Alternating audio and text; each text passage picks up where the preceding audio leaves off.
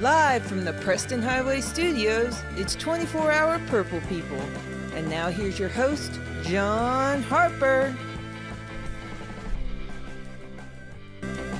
Hello, and welcome to another episode of 24-hour Purple People. My name is John Harper. I'm absolutely thrilled to have you along for the ride today as we are all set for another episode of 24-hour Purple People. Did I say that twice? I think I did.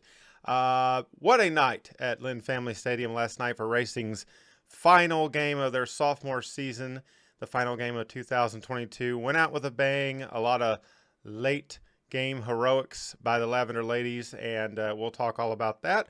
We'll also talk about Louisville City setting some records and gearing up for the playoffs and the final push the last couple weeks of the regular season in the USL. A lot to cover. I have brought in the big guns today, ladies and gentlemen. Mr. Ken Luther is on the program this evening. Ken, hello, good sir, and welcome to the program. How are you doing this evening? What's up, John? What a fabulous evening last night was, from pre-game to game to post-game to the other game, all kinds of games that were all kinds of wins. It was a lot of fun. It was a lot of fun, and just a crazy night at Lynn Family Stadium. So I guess we'll just get right to it. If you are out there watching us in YouTube land, please join us in the chat if you wish, and we will bounce off the comments that you might have, like Rebecca saying that she liked my lower third. Thanks. Last night, last game of the season, last game of the 2022 campaign for Racing, our second year of existence and our second year to not make the NWSL playoffs. However, it couldn't have been a stronger finish to the season after defeating Angel City last Sunday evening. After the last episode, Racing returned to the FAM to defeat Kansas City, Ken, in thrilling fashion. Ken, we have sounded like a broken record on this program, talking about Racing getting off to hot starts. Your thoughts on how this game started and how it kind of panned out for Racing in this match last night? Yeah, I thought we started well. I thought the game was very evenly matched pretty much throughout the whole game. When you kind of go through all the statistical analysis and whatnot, you don't see a huge amount of differences. I think that the mistakes were made by Kansas City. They committed a lot of fouls and a lot of hard fouls early on in the game. Now, the ref didn't go to her pocket very quickly, but I think through accumulation, it ended up hurting them quite a bit and resulting in a red card through two yellows on their holding mid, Scott, which allowed us an opportunity. Granted, before Scott went off on the second yellow, we were really starting to show our prowess up front and attacking them very, very hard and getting a lot of opportunities on goal. So I thought the edge was with us in the second half. I thought it was fairly evenly matched in the first half. A few defensive efforts on our part prevented an early goal upon ourselves, which gave us that opportunity at the end of the game. Yeah. Katie Lund, once again, Lundbelievable, as we like to say. 6 saves last night. She has set the record, added to the record. She actually set it in the previous match, but she has added to her record 112 saves on the season. Ken, she's been the true MVP, has she not? She's probably been our best effort. She's not a perfect goalkeeper, but if you were to grade them, she would definitely achieve the top marks. It's not necessarily a stat that you want, a ton of shots on your goalkeeper. No. But last night she showed both the ability to be positionally correct. She was in the right position to stop blocks. She also had the ability to get her paws out and keep the balls from going in as well. So she is definitely the right keeper to have for this season. Yeah, I know we talked about at the beginning of the year, there was a little question we thought about. We knew Katie would probably get the start. But we do know that we have some good backup keepers and some potential for some future prospects in the keeper position for Lavender. But you want to talk about a crazy into a game in the 92nd minute. Jess McDonald coming through in the clutch. And, it felt really good for a player like Jessica, a fan favorite who had multiple chances this season. I remember a match earlier in the season where she had the opportunity to, I believe, tie the game at that point. Missed that opportunity. There was a lot of heartbreak, I know, at times for her. And she is the veteran of this team, a team leader, no doubt, and somebody that we hope continues to be with Louisville. And it felt really good to see her score that game winner last night in the 92nd minute, and that place went absolutely mental. It did. It did. She did not tire the game, which is was incredibly wondrous to watch. She kept attacking with everything she had. She had a couple great chances. One flashed right across the goal in the second half. So I think it was inevitable. I don't think she would have ever tired. We could still be playing this game today, and she would still be playing just as hard because she wanted that. And through her leadership by example, she dragged the rest of the team with her. There were some other great spots on the pitch. Savannah DeMello, Jalen Howell, even our back line, Gemma Bonner, Satara Murray, as well as Lester and Fox, all played really, really well. So it was an impressive kind of front through the middle, and then in the back, what we did with our team. So it was great, and it was great to walk away with that win. Knocked down Kansas City, took away their home playoff game, knocked LA out of the playoffs last week. There's with the exception of potentially Portland and Seattle, we could beat on any given day every team in this league. Yep. No, I definitely agree. Racing definitely put their stamp on the end of this season heading into the postseason. They're going to miss that postseason, but they definitely put the stamp on it. And what a strong end to the year, winning 3 of the final 4 matches. And this has been, believe it or not, Ken, the best 4-game stretch for racing in its history. It's crazy to think in 2 years, and as much as we've come accustomed to winning here in Louisville with our professional soccer, racing has a lot of room to grow. And last night was just what the doctor ordered, something we needed after a season that saw us lose multiple players and a season that saw us just not perform to the expectation of the fans, and I think a lot of times not perform to the expectations of the front office and Coach Kim even.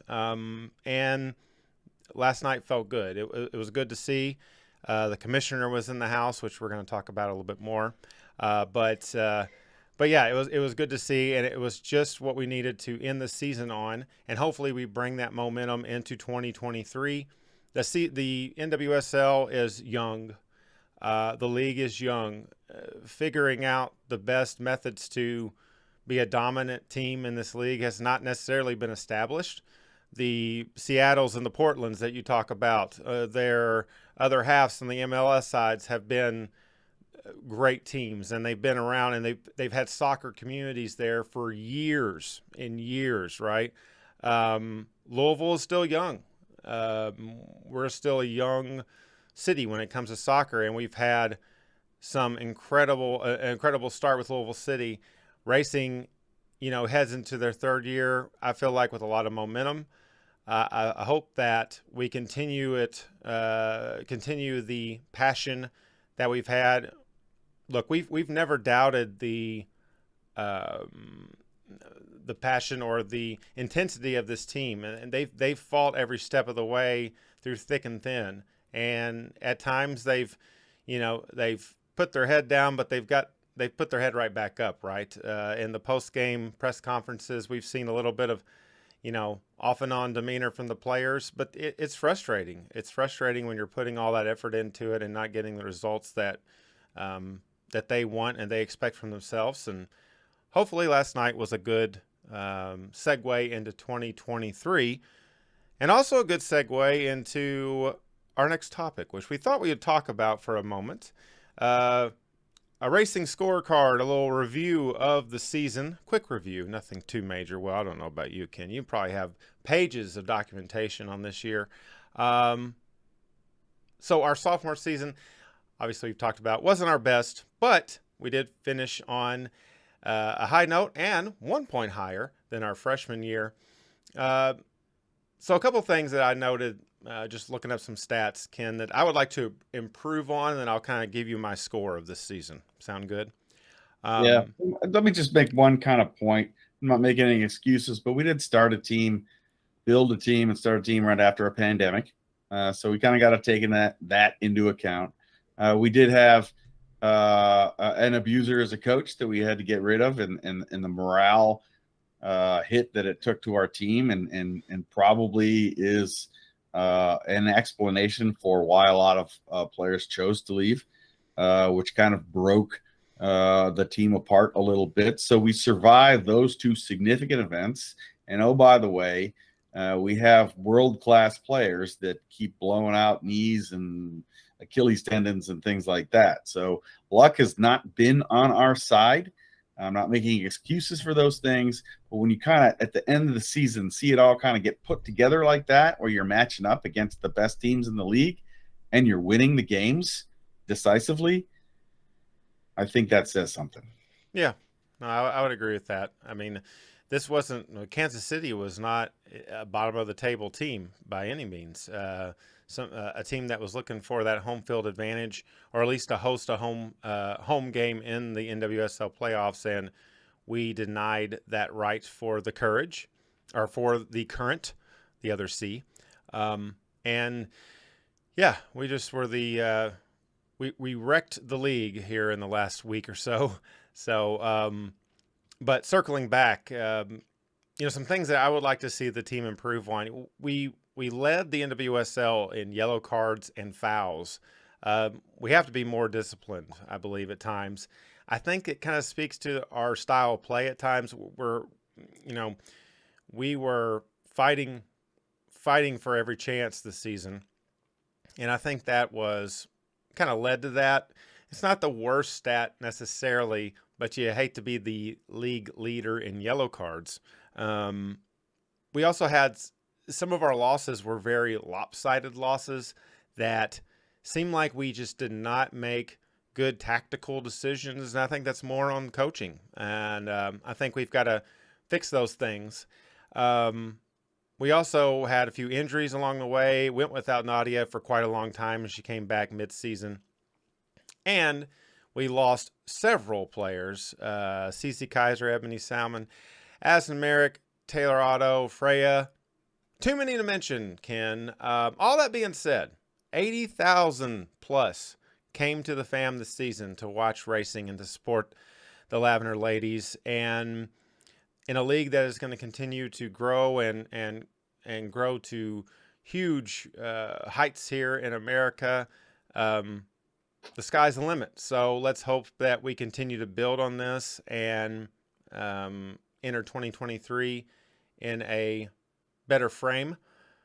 I'm going to give this season a D+. Very similar to my college algebra that I barely passed. Yep, D+, still above a 1.0 grade point on average, right? Yeah, right. Yeah, so what would I say about this season is I think you got to break it up into kind of goalkeeping, defense, midfield, offense, if you want to kind of look at it like that. I certainly think we have some holes. Our brightest spot was our goalkeeping. It wasn't perfect. We've talked about Katie, and positionally, she's one of the best goalkeepers in the NWSL right now. She also has a tremendously large wingspan and has demonstrated the ability to put her paws out and block shots.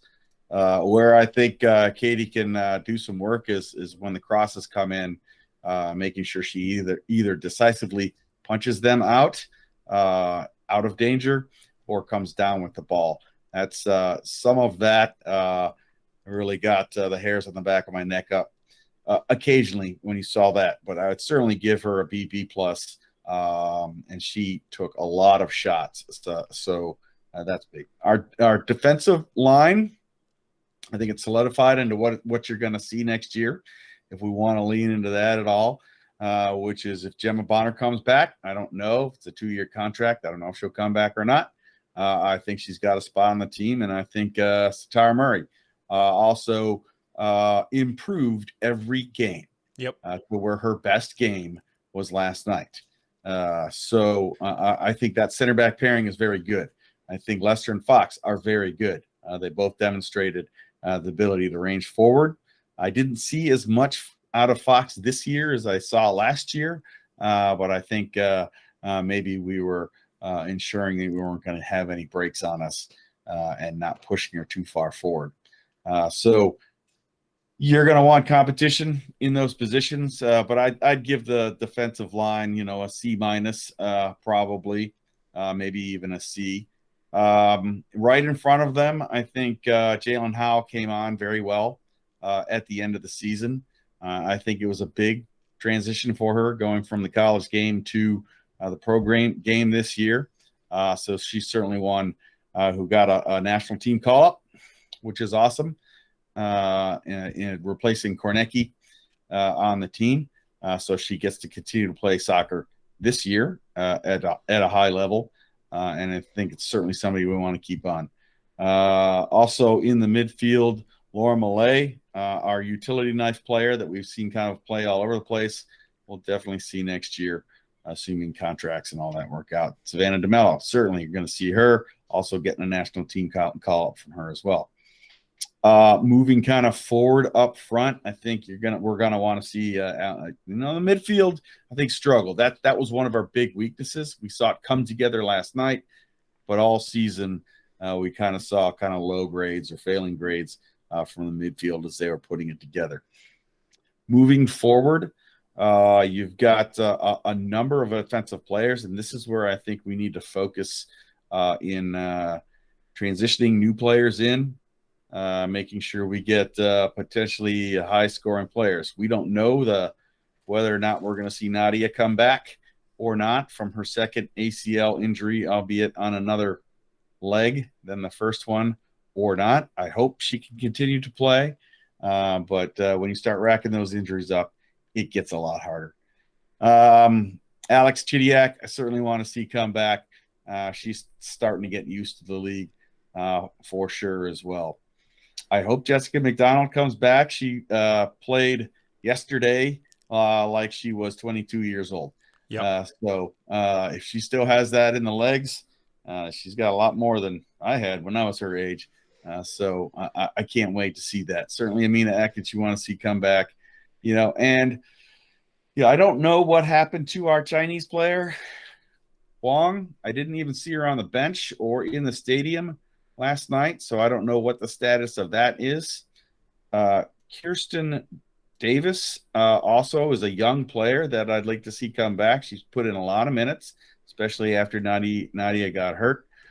So I'd like to see her coming back as well. You have a lot of bench players that you didn't see, where I definitely think we need to focus on making sure we have depth and competition for positions all across the board. I mean, that's what you want on any team. So you want to bring in players that are better than the ones I just named, so that you get that competition, you get more out of the players that are in the current starting lineup. Did I miss anybody? I think I went through them, pretty much all of them. I think you got them all. Okay. Very good. What's your overall grade? I need an overall grade. I'm a little bit more of an optimist because we ended on a high note. I saw the incredible potential of the team, so I'm going to give them a C minus, somewhere right in there. All right. Very good. 2.0. Nothing wrong with that. By the way, looking up, let's see, trying to find some additional information on Wang Shang. I do not see any, though. It says an excused absence. Well, that's kind of like at work, you get that excused absence every once in a while. All right, well. Yeah, I don't think she had enough time to really, gel with the team. There's a cultural hurdle that she's coming in to play in a league here. I mean, she's played in Europe, so she understands coming in and playing in a different culture than she grew up on. But I don't think she got enough minutes or enough time to really kind of solidify her spot on the team. I'm kind of interested to see how this works out. I read through the NWSL rules on transfers and all that stuff, and homegrown players, they call it something else. So it's going to be very interesting to see, because I know we have transfer money. I don't know what happened with our African player, if she's going to get signed or not. Tearing an Achilles tendon is a huge thing. It's worse than an ACL. So I feel for her. But I think we got 1 or 2 or potentially 3 international slots. I think we're going to go out and try to get some talent there.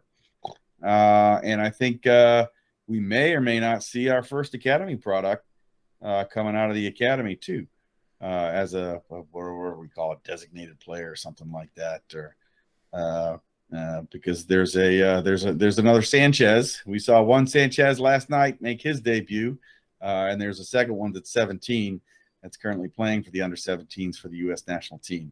They could very well potentially, should she decide to not do the college route, start making pro debuts next year. Yeah, that's going to be a very exciting moment. The first women's side of the academy product coming up is going to be great.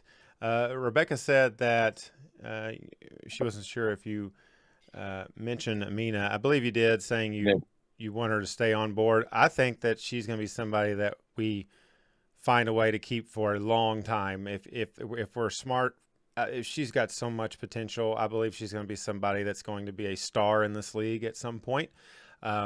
She had signs of that this season. I believe at times I would have started her, even though she is very young, rookie, obviously. I would have started her. Well, not a rookie, but a very young player. I would have started her more. Over who? Who would you have started her over? That's the thing. It's who do they play behind? I would have found a way to get her out there. See, I would just do my own formations, Ken. You understand? Like, I got you. Okay. Yeah. Yeah.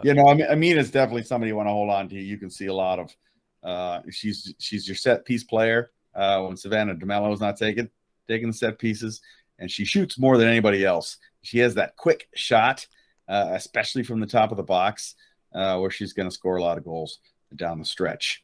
Yeah, we want to hold on to her, but on the other hand, if we can get a good trade, a good price for her, then it's good for the player to play in a different environment since she's played here her whole life, and it could potentially be good for the club to be able to bring in new people, new money. It's kind of how it all works. Could be good for the club, but it's good for this episode as you getting a yellow card for saying that. All right, we are going to move on.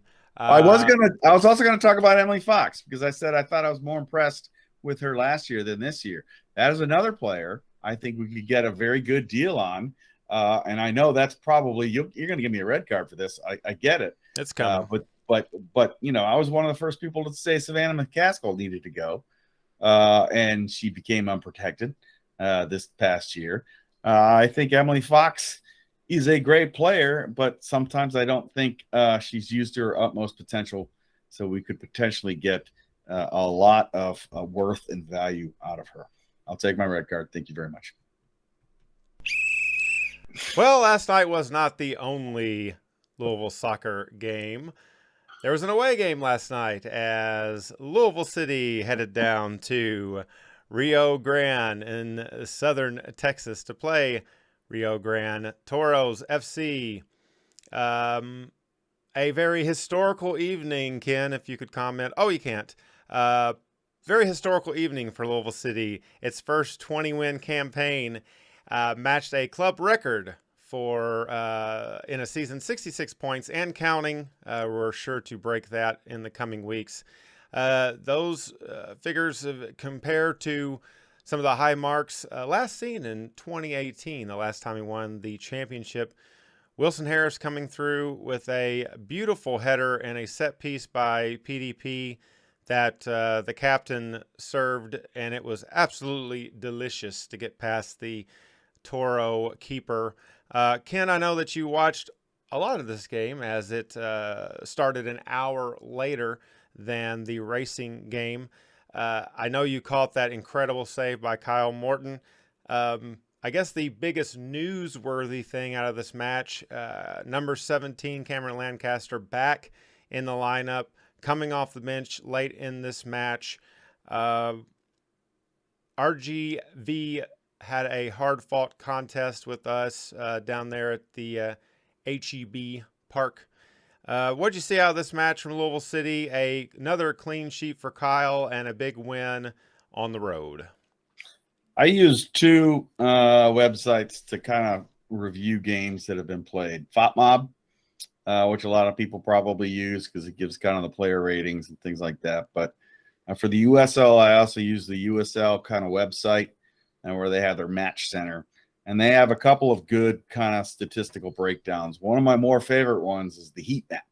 If you're familiar with the heat map on the USL page. Yes. And I think the heat map tells a story on what happened with RGV last night. Most of the possession was 50-50 or right around there, something like that. And a lot of the other stats were very similar. Number of passes, blah, blah, blah. But what was important on this game is where the passes were and where the majority of the possession was. When you look at the heat map, we had possession of the ball primarily in their end for the majority of the field. And they had possession of the ball primarily in their own end. So their chances were extremely limited against us. I had the opportunity to have dinner at the gala with Corbin Bone, who was serving a suspension. We were talking about, who's going to play in the midfield. He has a fantastic mustache. But I was kind of going through the players of, okay, so who's left? I figured Carlos was going to play, as the announcers last night called him, Mogul. Yes, I heard that. Yes. I figured he was going to play our holding mid. And as long as he didn't pick up a yellow card, I thought he did. And he did later, about 74th minute or so. I thought he was going to do just fine. Paulo, for sure, was going to provide that veteran presence. Paulo, I thought, was the man of the match.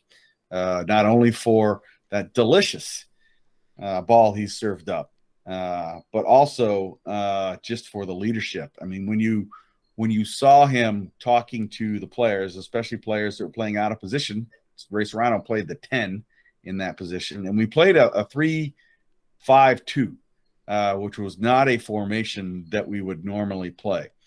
And Ray Serrano filled in as a 10 in the absence of Gonzalez, who I believe is out for the season. So we may or may not see that again in the future. And then you had Carlos in the back. So you had one veteran and then two very young players playing in that midfield. Yet we were still able to dominate the midfield and have the majority of the possession in their end. So I thought that was a fantastic formation change and a fantastic win on the road.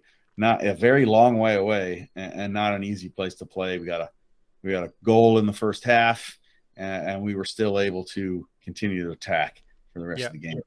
Coach Cruz has we've talked about before. He makes some really great in-game decisions, whether it be lineup changes, formation changes.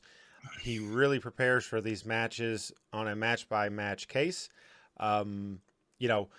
I think we saw that last night. It was great to see Ray back out there for us. Of course, what you spoke of PDP. After that Memphis game, he took a lot of blame for some things. Talked about how he needed to step back up.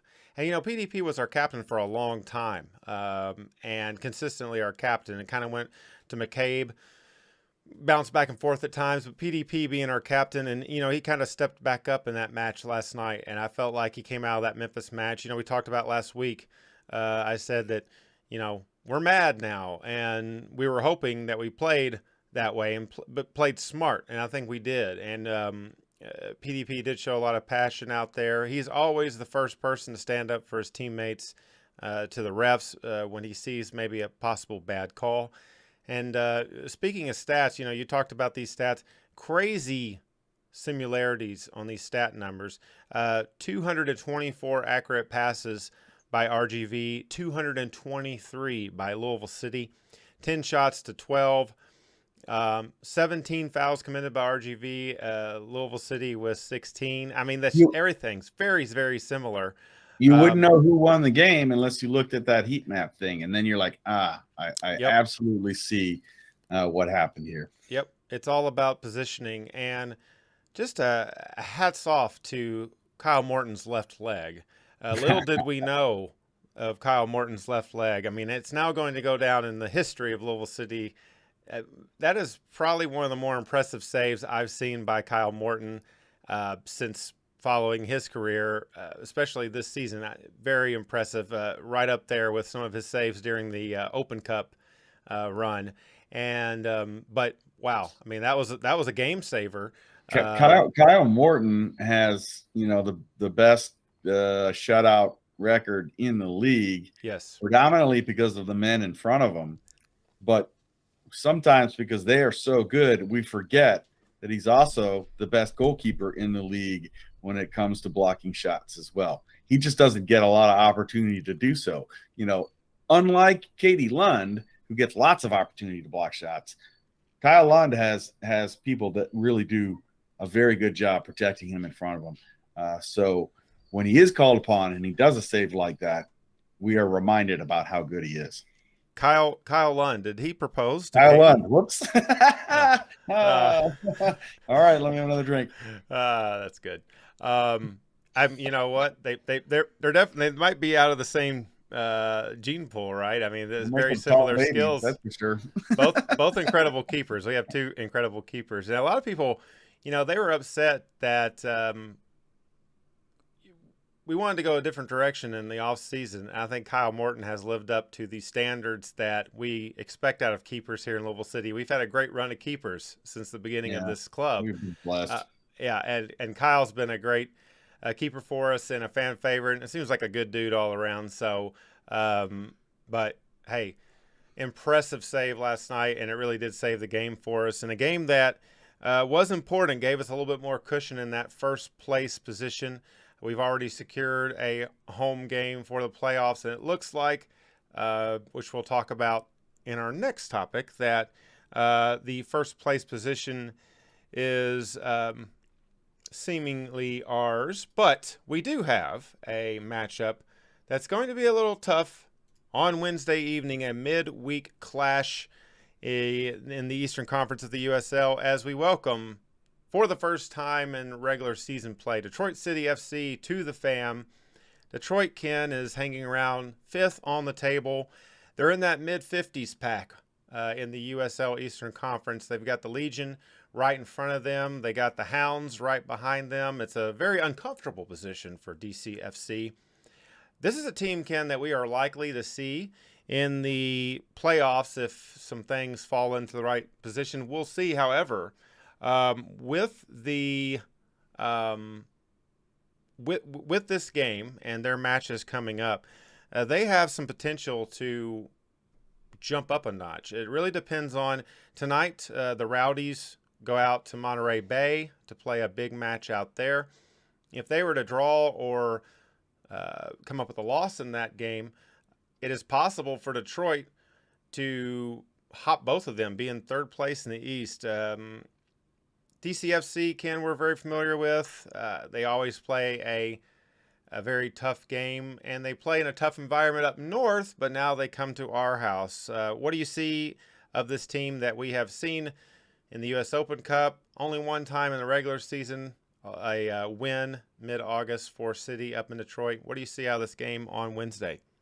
I am very, very interested to see what happens on Wednesday, because Detroit is, for me, it's an incredibly annoying team because they're not supposed to be as good as they are. And they really piss me off because I'm from there, so I really don't like them very much. And they just keep winning. What I do think, though, is they are going to be at a disadvantage for a couple of reasons. One is the field is bigger.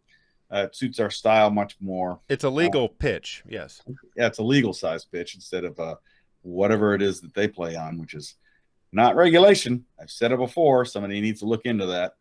The other big disadvantage they have is that I expect to see Tyler Gibson and Corbin Bone start on Wednesday, and they've both had sitting on a week and a half rest. And Detroit still has not the biggest roster in the world, so you're going to be, doing turns with people like Maxi Rodriguez and things like that, who scored a hat trick yesterday against Loudoun. Loudoun's not a great team. So they've got more tired legs.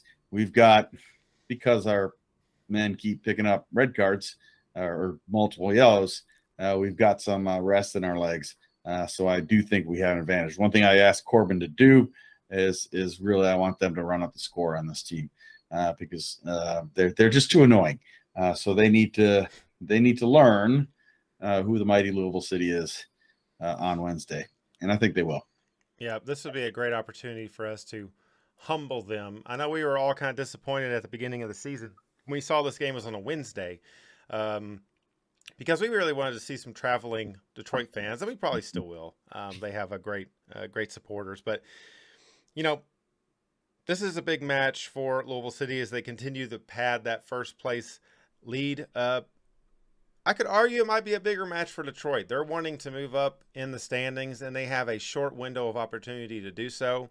There is going to be significance in having a home playoff game, and obviously at Keyworth, they want to have that game at home to open the postseason in the USL. They're fighting for a lot. And this is a dangerous team that's had some big wins in their last 5. They have beat the Switchbacks and the Rowdies, two top-of-table teams in both the West and the East. They create a lot of big chances. Of course, Antoine Hopino coming back to the Ville. He creates a lot of big chances for Detroit. So this is a dangerous squad all around, and we cannot just look past them, as of course we will not. But midweek games are always fun. Yeah, I'm very interested to see who's going to be playing in our 10 spot with Gonzalez out.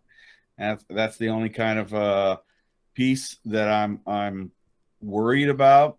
I don't think Cam's going to get the start yet. He only came on for about 3 or 4 minutes. Usually you'll see a kind of a longer span of time in the next game, and then maybe you'll see a start after that. We could. Wilson Harris got a lot of miles on the leg, and so does Enoch Mushakalusa. I think we're going to go back to our old formation, which is really a kind of a 4-3-3 as opposed to 3-5-2 that we played yesterday out of necessity. So it will be. I'm very excited about this game. I think we have every opportunity to send notice to everybody else that's going in the playoffs. I've been given a yellow card. Katie is in charge of my yellows and reds. I'm assuming it's because I said midweek games are fun. Katie cannot stand the midweek games as she likes to get adequate sleep. So I'm assuming that's what that was for. It was a delayed yellow card. Okay, I'm going to talk to the commissioner on that one. Whatever. Yeah, John says, let's run up the score against Detroit. I would like to do that. I would love to beat this team 6-0. And I've been thinking, Ken, as you may know, if you pay attention to Detroit City games, they usually have a banner about not caring about the other team. That is the PG version. So I've been thinking about it, and maybe we should make a banner. Maybe we should do something that just completely, puts that in its place. Something like maybe the total opposite of it. Like something like, we care about you. We care about you and your citizens. Right. Yes. As people. Hugs for free. Hugs for free. I like that one. That's good. Oh, man. I just love coming up with ideas on the air like that. That's a lot of fun. Sing Barney song, whatever. I love you. You love me. Well, we hope to see everybody at the FAM on Wednesday night. Then it'll be a little bit of a we'll be back at the FAM on October 15th against Hartford. Yeah. To close out the year. But, it's coming up on the end of the season. The season has flown by. I sat down next to Matt last night. It was chilly. We both had like jackets on, and we said it's playoff weather. Yeah. It is playoff weather. It's time. Speaking of chili, are you on your deck this evening? Is that the cigar room at the Luther household or what? Cigars. That's the way to put it. Yes, I am on my deck. Very nice. Very nice. All right. Well, we'll move on to a topic that I do not know anything about, but I was suggested by a fellow council member to bring it up. It is Gallapalooza, as the first ever soccer ball was held Tuesday evening at the Marriott in downtown Louisville. This event helped launch and raise money for the Louisville Soccer Foundation, a charity event by Racing in Louisville City. A gala, a beautiful event. It looked awesome, but I did not go. I asked Glenn, and he turned me down. I was devastated and just lost all motivation to show up to the soccer ball. Ken, give us a little brief overview of how the soccer ball went, how you got in, and and is this something we're going to continue to do? Tell us a little bit about what you know about this charitable arm of Louisville soccer. Yeah, so this charitable arm of soccer, it's been a thing that's been in the works for a while. And the program director is George Davis IV, who we all know and love, who's been around the team for a very long time, and now is doing great work out in the community.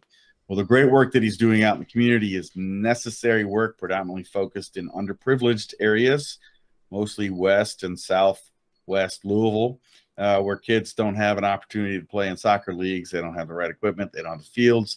And probably most of what the money is going to go for that's given to this foundation is to get adults to help them go run around, be fit, learn team dynamics, learn teamwork, learn leadership, learn all those things that you learn in sports that often these kids don't get that opportunity to do. So that's kind of the real kind of basis of why this foundation is being stood up. Mario and I ran, before the pandemic, ran a whole bunch of free soccer clinics out kind of in the Beachmont area. And that kind of built a basis as to kind of what we wanted to do. George has definitely gone much farther with this concept and is even trying to create leagues for kids. But to do that, you got to have money.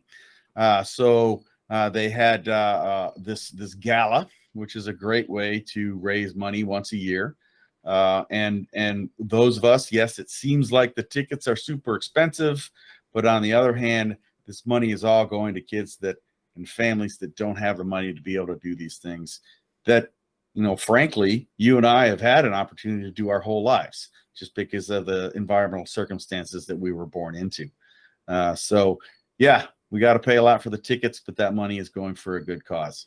They auctioned off some items that quickly went way beyond my reach to be able to buy. I mean, you could buy like a week of John Neese's house in the Bahamas, or his guest house in the Bahamas, with like a captain to drive a boat around. You could buy to be a groundskeeper at a Louisville City game. I don't know why the fuck anybody would want to do that. That would be an absolute disaster for you. And you're going to put me to work. It'd be a disaster. No, it'd be terrible. I get thrown off again for running on the pitch or something like that. Even after you won the contest, yeah. After you won the auction. But it's all in fun, and what I'd like to see is maybe people could be like sustainment givers to this foundation. If you've ever I'm a member of the National Public Radio, you can be a sustaining member where you give like $10 or $15 or $20 a month. I'd like to see programs like that so that we can create a revenue stream that's sustainable for this, instead of like a one or not, but also supplemented by the once a year gala. There are lots of important people there. Scotty Goodwin gave the keynote address. Dr. Scotty Goodwin, or Scott Goodwin, which was phenomenal. It's great to see that he's survived Harvard Medical School, and he did some stuff out at Austin, and now he's at Duke University doing big brain stuff and radiology, I guess, or things that I do not understand. Kind of the other fun thing about the night that I think some people got and some people missed was you're supposed to wear your sneakers. Yes.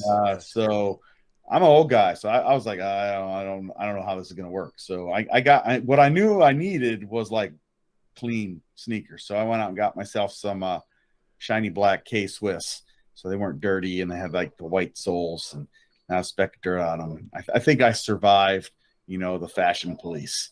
Some of the other people that have comparable age and upbringing myself, I think maybe failed the sneaker game, but certainly the players, both on the men's and women's side, did not fail the sneaker game, and you saw some pretty cool kicks at this. So that's something I'd like to see them sustain. And maybe people need to kind of, especially older people, you need to up your sneaker game if you're going to do this. And for everybody out there in the community, this is something that, if I didn't harp on it before, this is something that we need to do because it provides a venue to give the things that we have to the people that need it. Yep, absolutely. You can follow the Louisville City and Racing Foundation, the charitable arm of Soccer Holdings, on Twitter at LCRL Foundation. A great opportunity to build something, and we needed this in Louisville. We needed a charitable arm for our clubs. The supporter groups do a fantastic job with charities here, and it's good to see the team step up its game.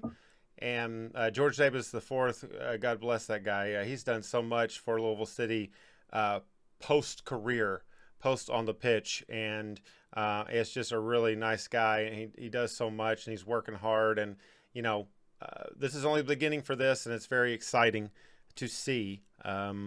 So glad you got to go, Ken, and hopefully next year I can find a date. Did you dance with Rebecca at all? Not with this knee. Are you kidding me? No, they didn't have a dance floor. So that's a shame. I was not bummed. But maybe next year I'll be able to get next year or something. We're going to end the show today with something we like to call atmospheric. So the big off the pitch news last week for me and the 24-hour Purple people, our favorite Butchertown bar closed. The Whirling Tiger unfortunately closed their doors last week. Another business that didn't last in the Butchertown neighborhood. It's unfortunate because that is a place that we went to quite a few times before some matches. But it kind of gives us an opportunity to kind of talk about the before match festivities, the in-stadium festivities, the experience for fans. As we're getting close to the end of the season for Louisville City, we ended the campaign last night for racing in 2022. Ken, it is sad, as we love ATG, Adam, and everything they've done for the community and a lot of good beer. But it was unfortunate to see this, and it's not the first business to not make it in Butchertown. This is an up-and-coming market, up-and-coming area in Louisville. It just hasn't got all the way there yet. Of course, that location was a little bit further away from the stadium, but not too far, within walking distance. Ken, you've done a lot this season with the amazing camper van that you've modified too many times to mention. I have trouble making a TP out of toothpicks. However, you've got some baller toothpicks that you bring to your modified van every match. The tailgate continues to grow. We're not back to where we were in the Slugger days, but we're seeing old faces return, and it's continuing to grow, and we welcome everybody with open arms when we are at the tailgate. But just sad about the Whirling Tiger. First off, Ken, I'd like to get your thoughts on that situation.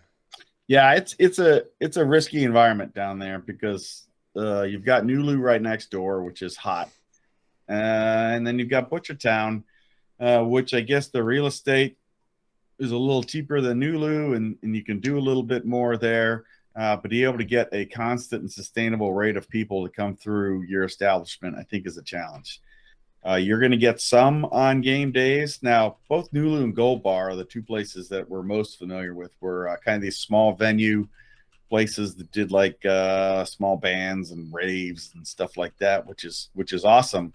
But they were kind of, I think, unable to do it and do it every weekend or do it every night of the week. Especially during the week, they probably weren't getting traffic through their establishments to make a whole lot of money. So, I mean, they closed. I mean, that's the nature of the business. It's going to grow over time. One of the things I think, we got to think about as a community is we've got two teams. And a lot of the tailgaters, it's a lot. I can park my van and just open it up. I'm good. But it's a lot of work to do tailgating for all home games, both racing and city. And then there's the bar crowd. There's some other competition. 1020, I think, has a fairly constant state of people pregame. But if we want good stuff to be down and around our stadium, then we're going to have to utilize the establishments and visit them and spend our money in them. That's kind of how it works. It's nice to have a place like the Whirling Tiger, but if you never go, they're not going to be able to last. Now, granted, sometimes late at night I'm too old to go, and they should have a sign on the door, which sometimes I fail to heed. Yeah, the age restrictions are for 21 and up, not like Yeah, well, it should be down. Under 30 only, or something. It does certainly turn into a different place at night. Yeah, I think you hit the nail on the head where they have to make money, right? And you can't put all your you can't put too much emphasis on the, I guess you could say, watch party. When you have those home games, that's when you expect a lot of people to flood in. Obviously, right. 1020, I'm sure, lives by that. 1020 has so far been pretty successful, so it seems. It was such a large property and how much money they put into that property. It's and I know you were there for a Oktoberfest gone wrong. Yeah, they need to work on that. I think it was their first, maybe it was their second Oktoberfest that they've done, and they try to do the kind of German fest thing. They've got festables as their kind of standard, furniture on their deck. But when we got there, if I'm going to Oktoberfest, I'm wearing lederhosen. I mean, that's, it's like a law in Germany, I think, probably on the books. You got to brew your beer a certain way, and you got to wear lederhosen. But there are very few people wearing lederhosen, which is fine. I'm not going to mandate it yet. But I think the biggest downer for that is they had live music, and it was like the Saturday or the Sunday afternoon cool jazz band playing cool jazz tunes, which to me is just not fest music. It's not very festive. So I turned Matt. I was like, I'm either going to go to sleep or we're going to have to go back to the tailgate, which was what we ended up deciding to do. We got back to the tailgate just as the NWSL commissioner arrived, and everybody was kind of hanging around, to cheese up to the commissioner. So Matt, Glenn, and I kind of stood off and did our thing 100 yards away and kind of watched the festivities as only to learn that as the commissioner was warned that she shows up at the tailgate, people are going to try to get her to drink bourbon because that's what's done. So she was caught on camera drinking bourbon, only to find out a little while later that she's 10 years sober. So that was potentially a nightmare waiting to happen, but I think it was all seems like a good time for your lower third. There it is. Can't lose her, ladies and gentlemen. Katie said something. It's not really an atmosphere for the soccer crowd at most of those places down there. That's something that I've said before.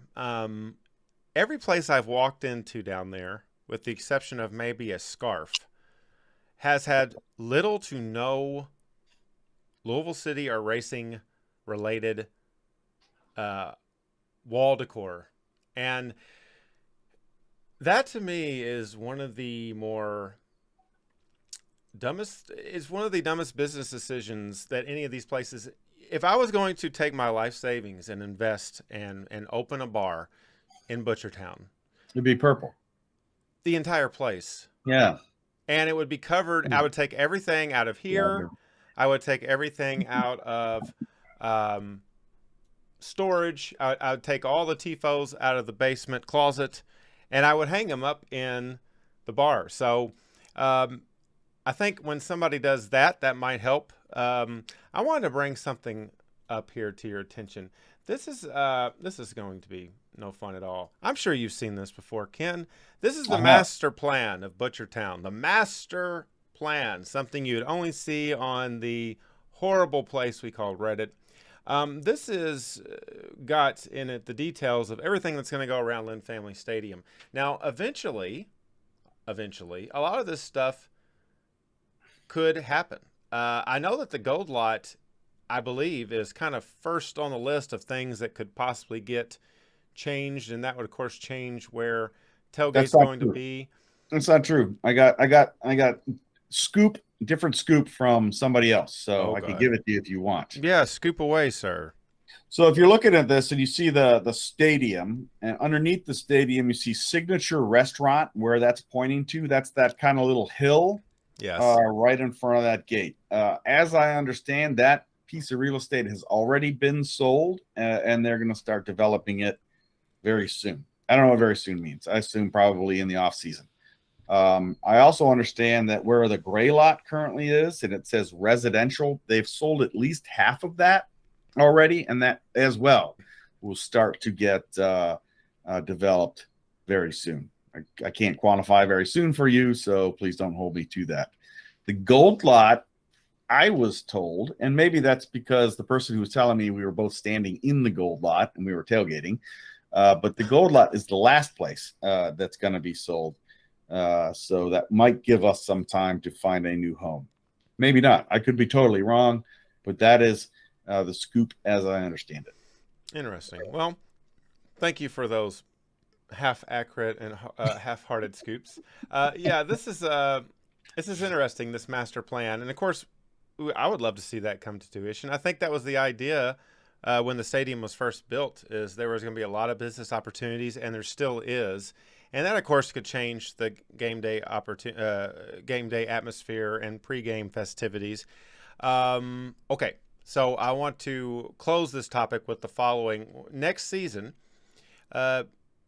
everybody has the opportunity to renew your season tickets at this point. We talked about off the air, we've talked about before. Where would you like to sit? Where have you been? Where do you think has the most potential? If you're out there in chat land, first off, thank you for watching. And Rebecca says, imagine if all the TIFOs come out of your house, Katie. It's coming soon, honey. Okay. But yeah, so, you know, a couple of games ago, I kind of walked around and saw it from different vantage points that I hadn't before. Ken, I know you've had multiple spots in the stadium, and this year for racing, if you don't mind me spoiling this, I mean, you had what I would say probably the best seats in the house. So tell us, where are you going next season? Are you switching things up? Yeah, I am. We are. It's not about me. Rebecca and I made the decision to lend our voices to the supporter sections, because that's where we think our people are. That's where we think we belong. We've sat in the bougie seats, and it was a lot of fun sitting behind the coaches and hearing what was going on and having a great view and seeing stuff go in and out. And hey, look at that. I get to talk for a minute. But we probably are a little loud for those sections. And we just think we belong with the supporters in the sections themselves. So that's where we're going to go. Now we have that's pretty funny. He can't even get on. We have tickets in the supporter section for next year for both racing and city. So that is the plan. And if we need to sit down because Ken blows out his knee again or something like that, we'll just either get the ADA compliant seats, which means they'll put a folding chair out there next to the drums for me, or we'll buy other seats somewhere in the stadium. It is difficult to be a season ticket holder for both racing and Louisville City, and we understand that. And if you're a sitter, it can be very expensive as well, especially if you're going to do like club seats and all that stuff. Which is why we decided to do supporter section seats for both City and Racing. And if we need to, we'll just jump on SeatGeek and upgrade if we got family coming in or whatever. Hey, you're back. I'm back. Well, from what of that I caught, yeah, well, it's good. And hey, there's opportunities when you're in the supporter section to move around and stuff like that. I mean, you're not confined to a certain spot. It is expensive to have seats. We do have seats for Racing. We renewed those seats for next season. We like those seats. It's a different experience. They have the VIP experiences for both Louisville City and Racing.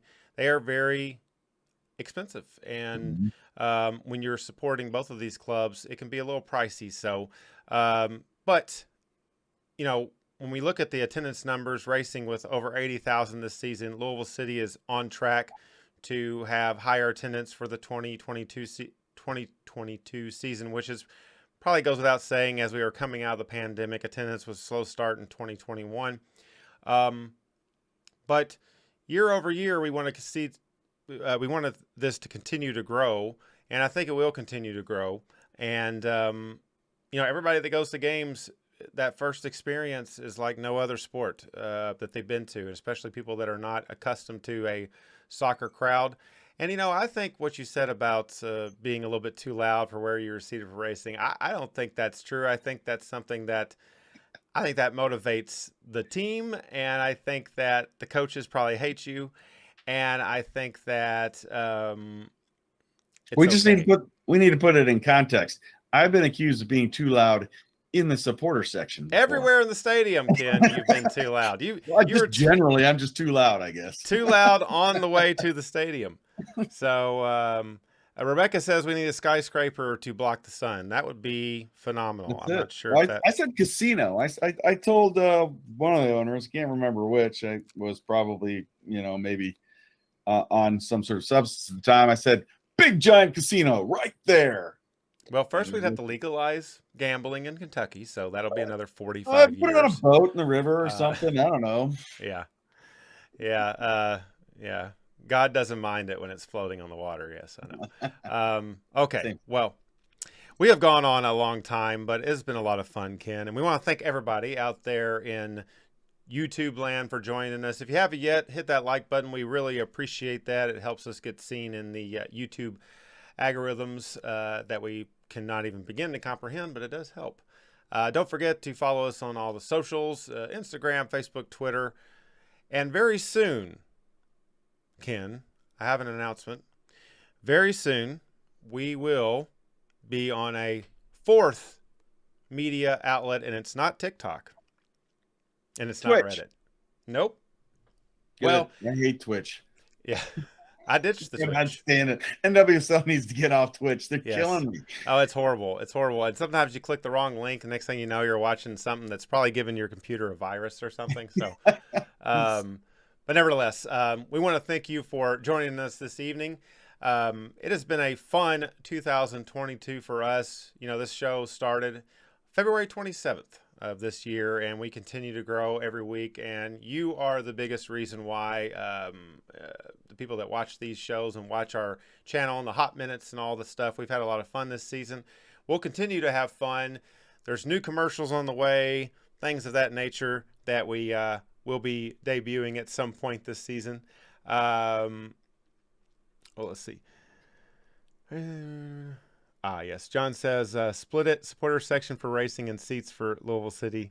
That's what he does. That's a good idea. Yeah, that's kind of our thought as well, John. But anyway, we want to thank everybody out there for joining us this evening. We went a little long, but that's because me and Ken have such great conversations. And if you ever want to be in a live conversation with me and Ken, come down to the tailgate. Come Wednesday night for that Detroit match as Louisville City heads back to the FAM to play Detroit. So it should be a lot of fun.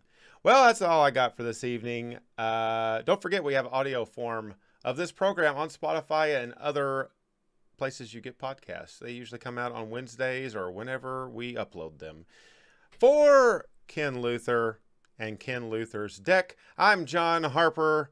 We will see you next time. We are 24-hour Purple People. Good night, Louisville. We love you all. Thank you, Racing, for the memories this season. We'll see you next year. Bye-bye, everybody. We'll see you next Sunday, though.